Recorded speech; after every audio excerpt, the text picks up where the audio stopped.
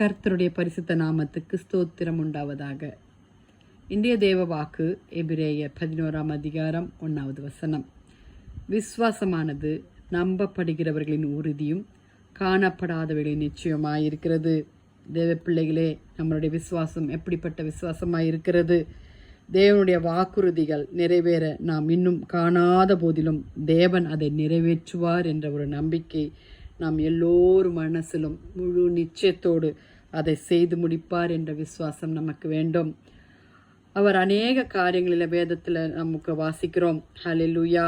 நாம் எதை விசுவாசிக்கிறோம், யாரை விசுவாசிக்கிறோம், ஏன் விசுவாசிக்கிறோம் என்றெல்லாம் வேதத்தில் அநேக காரியங்கள் சொல்லப்பட்டிருக்கிறது. ஹல்லேலூயா, ஹல்லேலூயா. நம் உண்மையான விசுவாசம் நம் சுய புத்தியிலோ உணர்ச்சியின் மேலேயோ அறிவின் மேலேயோ மனிதனுடைய வார்த்தைகள் மேலேயோ சாயாமல் முழு இருதயத்தோடு கர்த்தர் மேலே நம்பிக்கையாக இருக்க வேண்டும். தேவ ஆண்டவருடைய பிள்ளைகளே, வாலிப பிள்ளைகளே, நீங்கள் யார் மேலே நம்பிக்கையாக இருக்கிறீங்க? ஃப்ரெண்ட்ஸ் மேலே நம்பிக்கையாக இருக்கிறீங்களா? உங்களை சுற்றி இருக்கிற உற்றார்கள் மேலே நம்பிக்கையாக இருக்கிறீங்களா?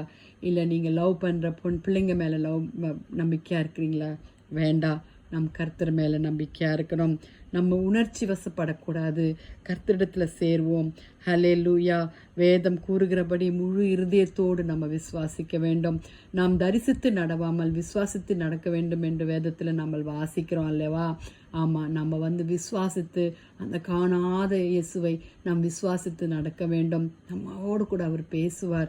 நீங்கள் விசுவாசித்தால் தேவனுடைய மகிமையை காண்பாய் என்ற வாக்குத்தத்தம் இருக்கிறது. ஹல்லேலூயா, ஹல்லேலூயா. அவர் காண்கிறதையும் உணர்ச்சியில் தோன்றுகிறதையும் நம்புவது விசுவாசம் அல்ல. காணாதவைகளையும் உணராதவைகளையும் தோன்றுகிறதே விசுவாசமாகும். ஹல்லேலூயா.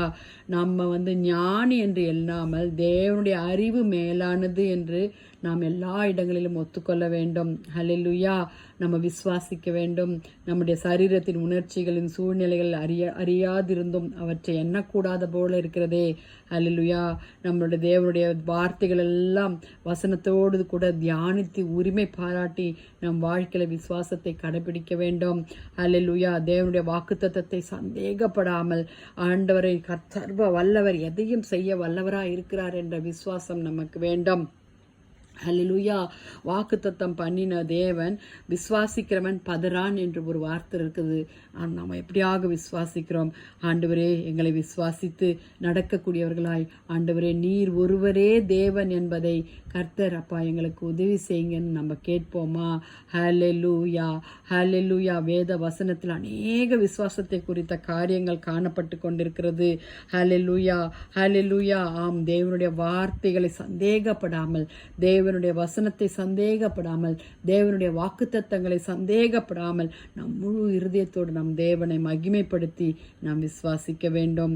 ஹல்லேலூயா. நிச்சயமாக என் கர்த்தர் என்னுடைய விசுவாசத்தை வர்த்திக்க செய்வார், வளர செய்வார். என்னுடைய ஃபெய்த் எப்படியாக இருக்கிறது? வாலிப பிள்ளைகளே, உங்களுடைய நம்பிக்கை யார் மேலே இருக்கிறது? இயேசுவான ஒருவர் மேலே இருக்குதா? யோசிச்சு பாருங்க. நம் தேவன் உண்மையுள்ளவராக இருக்கிறார். நம் தேவன் நமக்காக ஹல்லேலூயா நம்மோடு கூட வாழ்ந்து கொண்டிருக்கிற தேவனாய் இருக்கிறார்.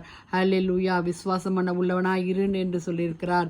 தேவன் ஒவ்வொருடைய விசுவாசத்தை அதிகரிக்கும்படியாக ஒவ்வொருவரும் ஜெபிக்க வேண்டும் என்று அவர் சொல்லிக் கொண்டிருக்கிறார். நம்ம ஜெபிப்போமா? கிருபையுள்ள கர்த்தாவே, கிருபையுள்ள தேவனே, இந்த நாளை நம்முடைய கரத்தில் ஒப்பு கொடுக்கிறோம். அப்பா, வாலிப பிள்ளைகள் விசுவாசத்தோடு நடக்க கிருபை பாராட்டுங்க ஏசப்பா.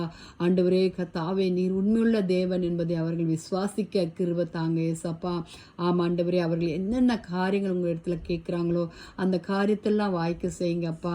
அவங்களை ரட்சிங்க ஆண்டவரே. பாவத்திலிருந்து மீட்டு கொள்ளுங்க ஏசப்பா. படிக்கிற காரியங்களில் ஞானத்தை தாங்கப்பா. குடும்ப சூழ்நிலைகளை ஆண்டவரே பார்க்கிறீரப்பா. சமாதானத்தை கட்டளையிடுங்கப்பா. ஸ்தோத்திரம் ஆண்டவரே. அப்பா, உம்மை ஸ்தோத்திரிக்கிறோம் ஆண்டவரே. உம்மை துதிக்கிறோம் கர்த்தாவே. உம்மை துதிக்கிறோம் அப்பா. ஏசப்பா ஆண்டவரே, அப்பா வியாதிஸ்தர்களுக்காக செபிக்கிறோம் ஆண்டவரே. இந்த கிறிஸ்மஸ் காலங்களில் நடக்கிற எல்லா ஈவெண்ட்ஸுகளுக்காக செபிக்கிறோம். எல்லா ஆண்டவரே ஊழியங்களுக்காக செபிக்கிறோம். ஊழியக்காரர்களுக்காக செபிக்கிறோம் ஆண்டவரே. தேவராஜ்யம் கட்டப்பட வேண்டும் சுவாமி. உம்முடைய கரத்தில் எங்களை ஒப்பு கொடுக்கிறோம் அப்பா. ஆண்டவரே, கிருபையுள்ள தேவனாயிருந்து எங்களை நடத்துவீராக.